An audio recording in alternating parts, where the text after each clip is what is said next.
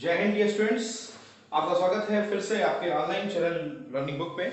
Dear students, हम लोगों ने केमिकल काइनेटिक्स स्टार्ट करना है, बट उसके पहले मैंने आपको बताया था कि इलेक्ट्रोकेमिस्ट्री का चैप्टर हमारा खत्म हो चुका है। एक टॉपिक प्रोडक्ट ऑफ इलेक्ट्रोलिसिस बचा हुआ है, जिसकी पीडीएफ मैं आपको प्रोवाइड करा दूंगा।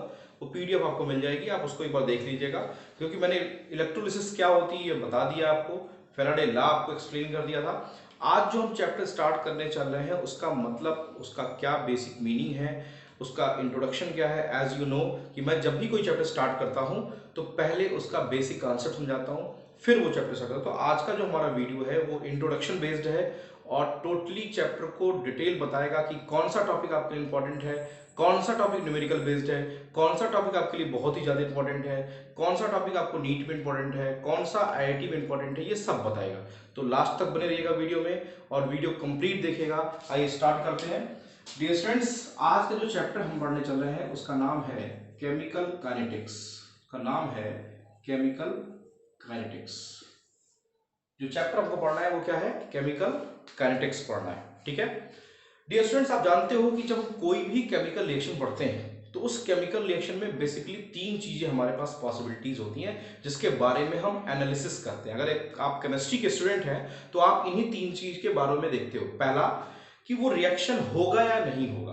पहला पॉइंट, सबसे पहले जो दिमाग में क्वेश्चन आता है, the reaction is will occur और नॉट, रिएक्शन होगा या नहीं होगा। दूसरा पॉइंट, रिएक्शन होगा तो कितना प्रोडक्ट बनेगा, कितनी दूरी तक होगा, कब तक होगा रिएक्शन, टाइम, इसको बोलते हैं extent of reaction. Extent of reaction आप देखते हो। और तीसरा पॉइंट, कि रिएक्शन कितनी स्पीड से होगा। रिएक्शन में ऐसा तो नहीं कि हम आज रिएक्शन स्टार्ट कर रहे हैं और 10 दिन तक चलता रहेगा। रिएक्शन ऐसा तो नहीं हम जैसे रिएक्शन में रिएक्टेंट को मिलाएंगे तुरंत रिएक्शन हो जाएगा। तो स्पीड ऑफ रिएक्शन, तो हम तीन चीज बेसिकली देखते हैं। सबसे पहले feasibility criteria, feasibility of reaction, कि रिएक्शन विल अकर और नॉट। दूसरा पॉइंट जो हमने आप ऑब्जर्व करते हैं कि रिएक्शन हमारे पास जो रिएक्शन हो रहा है वो होगा तो कितना होगा, जिसको बोलते हैं एक्सटेंट ऑफ रिएक्शन। और तीसरा पॉइंट जो है सबसे इंपॉर्टेंट, स्पीड ऑफ रिएक्शन, है ना, speed of reaction, rate of reaction, इसके बारे में हम पढ़ते हैं। तो किसी केमिकल रिएक्शन की स्टडी तीन बेसिस पे की जाती है। तो सबसे पहला पॉइंट जो है फिजिबिलिटी क्राइटेरिया, कि रिएक्शन विल अकर और नॉट। ये आपने देखा कि इस रिएक्शन विल अकर और नॉट, ये फाइंड आउट करने का तरीका हम थर्मोडायनेमिक्स में पढ़े थे। अगर आपको याद होगा तो हमने पढ़ा था कि अगर डेल्टा जी की वैल्यू, गिब्स फ्री एनर्जी की वैल्यू नेगेटिव है किसी केमिकल रिएक्शन के लिए, किसी भी केमिकल रिएक्शन के लिए अगर गिब्स फ्री एनर्जी की वैल्यू नेगेटिव है तो रिएक्शन विल अकर, रिएक्शन होगा ही होगा, ऐसा नहीं है कि वो नहीं होगा। तो ये क्राइटेरिया, फिजिबिलिटी क्राइटेरिया कहां पढ़ते हो? ब्रांच ऑफ थर्मोडायनेमिक्स में पढ़ते हो। दूसरा पॉइंट आता है कि सर एक्सटेंट ऑफ रिएक्शन कहां पढ़ते हैं? तो एक्सटेंट ऑफ रिएक्शन, रिएक्शन कितना हुआ, फॉरवर्ड गया कि बैकवर्ड गया, कितना हुआ, इसके बारे में डिटेल आप पढ़ते हो केमिकल इक्विलिब्रियम में। कहां पढ़ते हो? केमिकल इक्विलिब्रियम में। इस चैप्टर, इस पॉइंट को कहां पढ़ते हो? थर्मोडायनेमिक्स में, ठीक है। Extent of reaction chemical equilibrium में पढ़ते हो। किससे पढ़ते हो? केमिकल इक्विलिब्रियम में। और तीसरा पॉइंट जो आपका बचता है that is speed and rate.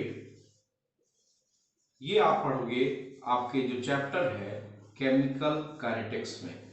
तो मतलब डियर स्टूडेंट्स, आपको बहुत ही क्लियर हो गया होगा कि तीन चैप्टर मिल करके किसी केमिकल रिएक्शन के बारे में हमको एक एनालिसिस पॉइंट ऑफ व्यू से सारे चीजों का आंसर देते हैं। सबसे पहला चैप्टर थर्मोडायनेमिक्स, जो कि आपको फिजिबिलिटी क्राइटेरिया बताता है।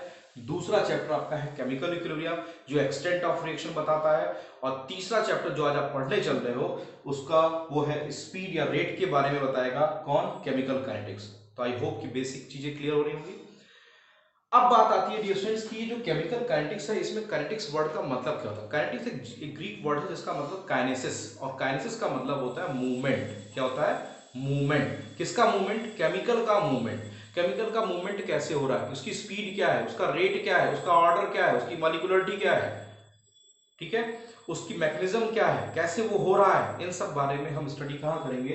केमिकल काइनेटिक्स में। तो अगर कोई पूछे what is the meaning of kinetics, that is kinesis, so you can say the kinetic is a word, Greek word that is made up of kinesis, and kinesis word means the movement, ठीक है। तो I hope कि आपको चीजें clear हो गई होगी। अब हम आइए स्टार्ट करते हैं कि केमिकल काइनेटिक्स चैप्टर में हमको पढ़ना क्या क्या है। तो अगर कोई पूछे व्हाट इज केमिकल काइनेटिक्स, तो chemical kinetics is the branch of chemistry which deals with the speed, rate, average rate, instantaneous rate, order of reaction, molecularity of reaction and mechanism of reaction with the help of collision theory, we can say that this is the branch and known as chemical kinetics. chemical kinetics में हम इन सब चीजों की study करने वाले हैं, ठीक है। chemical kinetics में हमको सबसे पहले पढ़ना है types of chemical reaction. types of chemical reaction on the basis of speed. On the basis of speed. मैं आपको बताया हूं कि ये चैप्टर का रिव्यू है, तो आपको इसके साथ जरूर बने रहना चाहिए क्योंकि ये आपके लिए बहुत इंपॉर्टेंट होने वाला है, ठीक है। तो types of chemical reaction on the basis of speed, अगर आपसे मैं कहूं डियर स्टूडेंट्स कि क्या होता है, तो आप पढ़ोगे आगे कि हमारी डेली लाइफ में 3 टाइप के रिएक्शन होते हैं। एक रिएक्शन होता है जो कि इंस्टेंटेनियस होता है, दूसरा रिएक्शन होता है जो कि बहुत ही स्लो रिएक्शन होता है, और तीसरा रिएक्शन होता है जिसको कि मॉडरेट रिएक्शन बोलते हैं। क्या बोलते हैं? मॉडरेट रिएक्शन बोलते हैं। तो instantaneous reaction, slow reaction, moderate reaction, 3 type के केमिकल रिएक्शन होते हैं डियर स्टूडेंट्स। अगर on the basis of speed पे देखा जाए तो 3 टाइप के केमिकल रिएक्शन होते हैं, that is instantaneous, slow reaction and moderate reaction. Instantaneous word का मतलब ही होता है the reaction which occurs at millisecond, जो मिली सेकेंड में होता है। क्या ऐसे रिएक्शन का रेट हम मेजर कर पाएंगे? नहीं कर पाएंगे। स्लो रिएक्शन, ऐसे रिएक्शन जो 10 दिन, 20 दिन, 25 दिन लेते हैं, टाइम पीरियड लेते हैं, बहुत ज्यादा टाइम पीरियड लेते हैं, ऐसे रिएक्शन का भी रेट हम मेजर नहीं कर पाएंगे। हमें जो इस चैप्टर में पढ़ना है केमिकल काइनेटिक्स में, वो सिर्फ किसके बारे में पढ़ना है? मॉडरेट रिएक्शन के बारे में पढ़ना है, जिसके रेट के बारे में हम मेजरमेंट कर सकते हैं, जो कि एक डिफरेंट टाइम इंटरवल में होता है, उसकी टाइम इंटरवल डिसाइड होती है, उसी केमिकल रिएक्शन के बारे में पढ़ना है। तो अगर आपसे कोई पूछे कि केमिकल काइनेटिक्स में आप किस चैप्टर, किस टाइप के रिएक्शन की बात करोगे, तो आप सीधे बोलोगे sir instantaneous reaction very fast होते हैं, कहीं कहीं पे लिखा हुआ मिलेगा आपको very fast reaction, very slow reaction, और इसको बोलते हैं मॉडरेट रिएक्शन। तो वेरी स्लो रिएक्शन, जैसे कि आपको एग्जांपल बताता हूं, जैसे करोजन प्रोसेस। करोजन प्रोसेस एक बहुत ही स्लो प्रोसेस है, उसका रेट फाइंड आउट करना पॉसिबल नहीं है क्योंकि बहुत ही स्लो स्पीड होती है उसकी। इंस्टेंटेनियस प्रोसेस, जितने भी आयनिक रिएक्शन है, जितने भी आयनिक रिएक्शन होते हैं, ionic reactions are the best example of instantaneous reaction. इधर दोनों रीजन मिलाया नहीं, प्रोडक्ट बन के तैयार हो गया, तो हम उसका रेट नहीं फाइंड आउट कर सकते। तो इंस्टेंटेनियस रिएक्शन के बारे में, स्लो रिएक्शन के बारे में हम फाइंड आउट नहीं कर सकते रेट के बारे में। हम किसके बारे में पढ़ेंगे? मॉडरेट रिएक्शन के बारे में, जो कि डिफिनिट टाइम इंटरवल में होता है, उसके बारे में पढ़ेंगे। तो डियर स्टूडेंट्स, केमिकल काइनेटिक्स में किस टॉपिक की स्टडी करेंगे? मॉडरेट रिएक्शन की स्टडी करेंगे। क्लियर है? चलो, पहला पॉइंट हम यही पढ़ने वाले हैं, ठीक है। एक एक टॉपिक पढ़ेंगे, अभी हमें पूरा चैप्टर का मैं रिव्यू बताने वाला हूँ। दूसरा हम पढ़ेंगे रेट ऑफ केमिकल रिएक्शन, कैसे निकालते हैं rate of chemical reaction. Rate of chemical reaction question ये होता है कि रेट ऑफ केमिकल रिएक्शन कैसे फाइंड आउट करते हैं उसमें। तो rate of chemical reaction find out करने के लिए आपको इस बात का ध्यान रखना पड़ेगा कि रेट का मतलब ये होता है टाइम इंटरवल। रेट का मतलब क्या होता है? Time interval. तो टाइम इंटरवल कैसे पता करते हैं, ठीक है, कैसे पता करेंगे? तो हमको पढ़ना है रेट ऑफ रिएक्शन। अब रेट ऑफ रिएक्शन 2 टाइप के होंगे, एक होगा एवरेज रेट ऑफ रिएक्शन और एक होगा इंस्टेंटेनियस रेट ऑफ रिएक्शन। आप कहेंगे सर अभी आप कहें कि इंस्टेंटेनियस रिएक्शन का तो आप पता ही नहीं कर सकते, तो इंस्टेंटेनियस, तो भैया आर एवरेज के बारे में और आर इंस्टेंट के बारे में। आप कहेंगे सर कैसे पता करेंगे? अब भैया आप गाड़ी चलाते हो, गाड़ी चलाते हो कि नहीं चलाते हो? चलाते हो। अरे सर क्यों नहीं चलाते हैं? अरे यार हम लोग जब पढ़ते थे तो हम लोग बाइक चलाना कब सीखे? हम लोग बाइक चलाना जब ग्रेजुएट हो गए तो सीखे, लेकिन आज तो बच्चे जो हैं वो 10th में, 9th में, 7th में से ही बाइक चलाना सीख जाते हैं। ये आपका गुड लक है या बैड लक कह लीजिए कि आप बाइक चलाना सीख चुके हो, ठीक है। तो बाइक चलाते हो तो बाइक में 2 चीजें होती हैं। बाइक में एक होता है कि आप 1 मीटर चले, 2 मीटर चले, जैसे मुझे यहाँ से गोरखपुर जाना है, यहाँ से लखनऊ जाना है, तो क्या हो गया सर, एक स्पीड फिक्स है 70 किलोमीटर है, बस सुबह 10 बजे यहाँ से निकला, 11 बजे वहाँ पहुँच गया, 1 घंटे में मैं 70 किलोमीटर पड़ा, तो मेरी स्पीड क्या हो गई? 70 किलोमीटर पर आवर। ये तो हुई, हुआ कि नहीं हुआ? तो मैंने 1 घंटे में निकाल दिया। अगर मैं पूछूं कि सर 10 बजे निकला था, 10:15 पे मेरी क्या स्पीड थी, तो वो क्या करेगा? इंस्टेंटेनियस स्पीड करेगा। तो आपकी बाइक जितना आप एक्सीलेटर खींचते हो वो इंस्टेंटेनियस स्पीड बताती है, लेकिन जब आप एक टाइम इंटरवल पे जाते हो तो वो एवरेज स्पीड बताती है। तो वैसे रेट भी 2 टाइप का होता है, एक डिपेंड करता है एवरेज, ये बिटवीन टाइम इंटरवल की बात करोगे तो वो एवरेज रेट ऑफ रिएक्शन निकलेगा। अगर हम रेट निकाल रहे हैं बिटवीन टाइम इंटरवल तो वो एवरेज रेट होगा, लेकिन अगर एट ए पर्टिकुलर टाइम निकाल रहे हैं तो वो क्या होगा, इंस्टेंटेनियस रेट होगा। क्लियर है? तो रेट ऑफ रिएक्शंस के बारे में पढ़ना है और इन दोनों का क्या डिफरेंस होता है इसके बारे में पढ़ना है। क्लियर है स्टूडेंट्स? किसी को प्रॉब्लम? जब हम रेट ऑफ रिएक्शन पढ़ रहे होंगे तो वहां पे एक टॉपिक आएगा दैट इज रेट कांस्टेंट। क्या आएगा? Rate constant. कि रेट कांस्टेंट क्या होता है। तो रेट कांस्टेंट क्या होता है, रेट कांस्टेंट की डिफिनीशन क्या होती है, ठीक है, और रेट ऑफ रिएक्शन और रेट कांस्टेंट, जिसको कि आप स्पेसिफिक रिएक्शन रेट भी कह सकते हो, स्पेसिफिक रिएक्शन रेट। इन दोनों के बीच में डिफरेंस बोर्ड में बहुत ज्यादा पूछा था कि रेट कांस्टेंट और रेट ऑफ रिएक्शन के बीच में क्या डिफरेंस होता है, तो रेट कांस्टेंट की यूनिट क्या होती है, ठीक है, तो वो सब निकालना हम सीखेंगे फॉर के लिए। उसके बाद हमको पढ़ना है कौन कौन से फैक्टर्स थे जो अफेक्ट करते हैं रेट ऑफ रिएक्शन को। फैक्टर्स अफेक्टिंग रेट ऑफ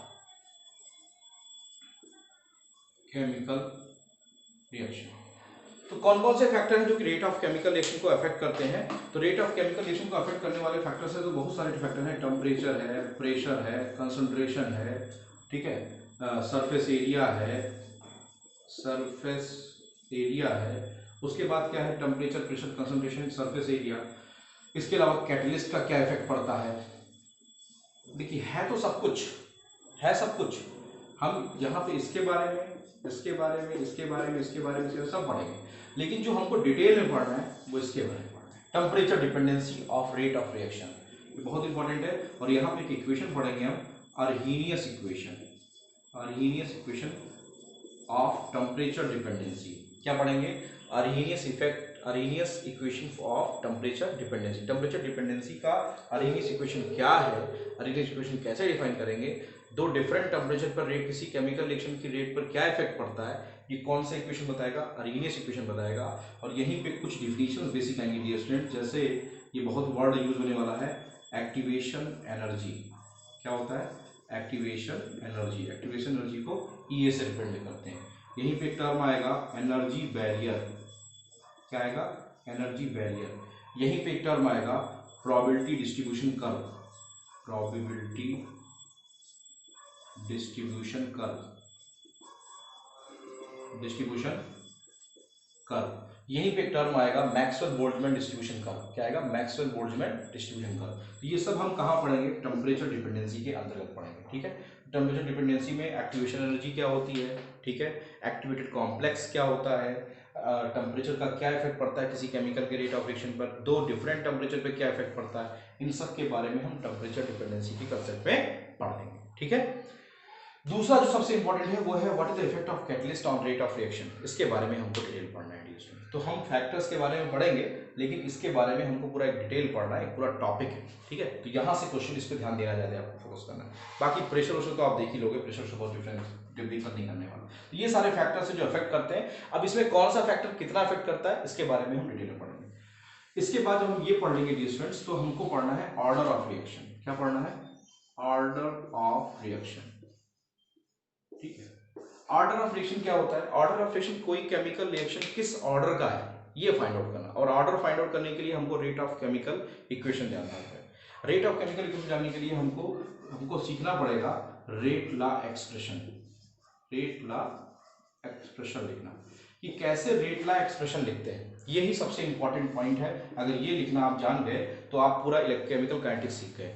तो जब मैं आपको ये टॉपिक पढ़ाऊंगा तो थोड़ा सा अपने कान और अपना दिमाग दोनों ओपन कर लीजिएगा कि सर हमको रेट लॉ एक्सप्रेशन पढ़ाने जा रहे हैं, ठीक है। तो rate law expression is the best and most important topic of your this chapter, ठीक है। इस चैप्टर का सबसे इंपॉर्टेंट टॉपिक यही है, that is rate law expression. Rate law expression के बारे में डिटेल पढ़ना है, ठीक है। रेट लॉ एक्सप्रेशन एक एक्सपेरिमेंटल एक्सप्रेशन है, याद रखिएगा। कैसा है? एक्सपेरिमेंटल है, थ्योरेटिकल नहीं है। और अब भी आप इसको आप कंपेयर करना चाहो तो आप ऐसे कह सकते हो कि जैसे 10th में 11th में आपने केमिकल इक्विलिब्रियम टॉपिक जो पढ़ा था, उस टॉपिक में एक अलग से पॉइंट पढ़ा था, अगर याद होगा, कि गुलबर्ग और बैच का एक इक्वेशन था, जहाँ पे आपने इक्विलिब्रियम कांस्टेंट के बारे में केसी निकालने के लिए आपने केसी निकालना सीखा था, तो वैसे ही यहाँ पे ये आएगा रेट ला एक्सप्रेशन। तो रेट ला एक्सप्रेशन निकालना हमको सीखना है। रेट ला एक्सप्रेशन में जो पावर्स होती है, जैसे मान लीजिए रेट ला एक्सप्रेशन है, रेट इज इक्वल टू के, ए के पावर ए, बी के पावर बी, ऐसे लिखा है। तो रेट ला एक्सप्रेशन अगर है तो इसमें ये जो पावर्स होती है इनका जो सम होता है, इसी सम को हम कहते हैं dear students order of reaction. क्या बोलते हैं? Order of reaction. तो ऑर्डर ऑफ रिएक्शन के बारे में हमें इस चैप्टर में पढ़ना है कि ऑर्डर ऑफ रिएक्शन क्या होता है। ऑर्डर ऑफ रिएक्शन कई टाइप से होते हैं, जीरो ऑर्डर होता है, फर्स्ट ऑर्डर होता है, सेकंड ऑर्डर होता है, बट हमारे सिलेबस में सिर्फ दो ही है, that is zero order and first order. तो हमारे सिलेबस में जीरो ऑर्डर और फर्स्ट ऑर्डर रिएक्शन के डिटेल में पढ़ना है।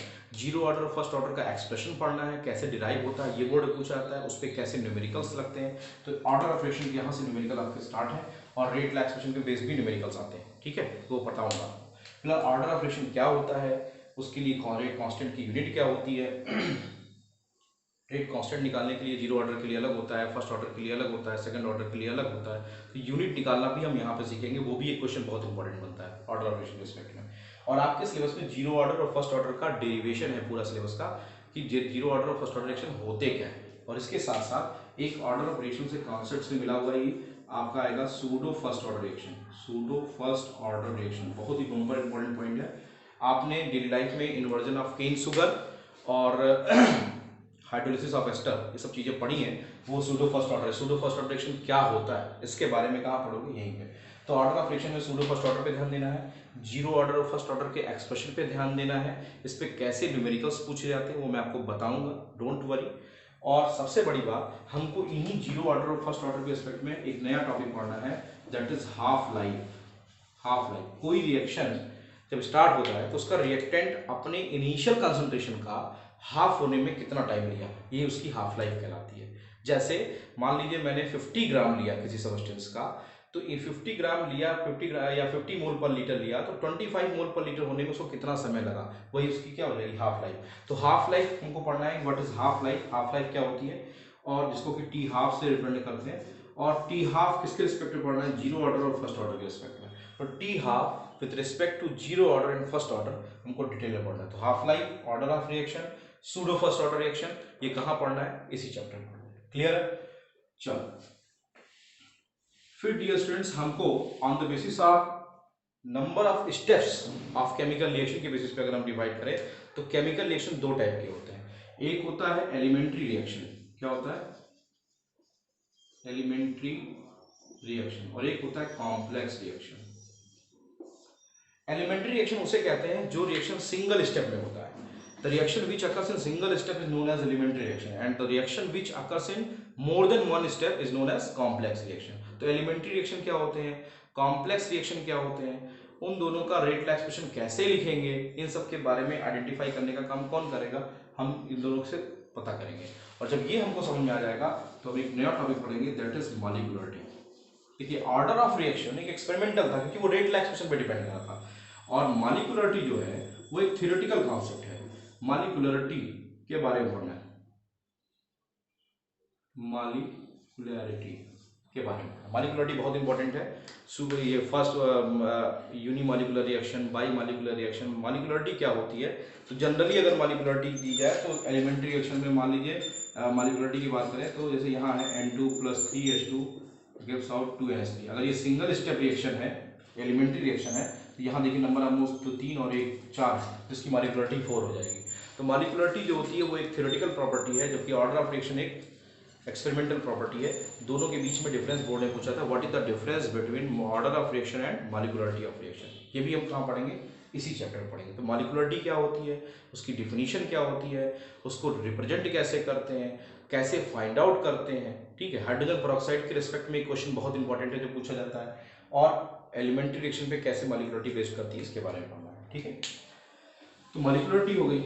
मॉलिक्यूलरिटी के बाद ये स्टूडेंट्स जो हमको डिटेल पढ़ना है वो सीधे आप टॉपिक पे आइए। टेम्परेचर डिपेंडेंसी के बारे में मैंने आपको बता दिया। हमारा जो सबसे लास्ट टॉपिक पूरे बुक का है वो है कोलिजन फ्रीक्वेंसी। क्या है? कोलिजन या कोलिजन थ्योरी। कोलिजन थ्योरी क्या होती है कि ये माना जाता है कि केमिकल रिएक्शन जो होते हैं वो तब होते हैं जब रिएक्टेड मॉलिक्यूल आपस में कोलाइड करते हैं। कोलाइड करते हैं। तो कोलिजन पे डिपेंड करता है ये कोलिजन थ्योरी। कोलिजन थ्योरी में बहुत सारी डिफिनेशन हमको पढ़नी है कि सर कोलिजन फ्रीक्वेंसी क्या होती है, कोलिजन फ्रीक्वेंसी पहला पॉइंट। दूसरा हमको पढ़ना है कि इफेक्टिव कोलिजन क्या होता है, इफेक्टिव कोलिजन क्या होता है।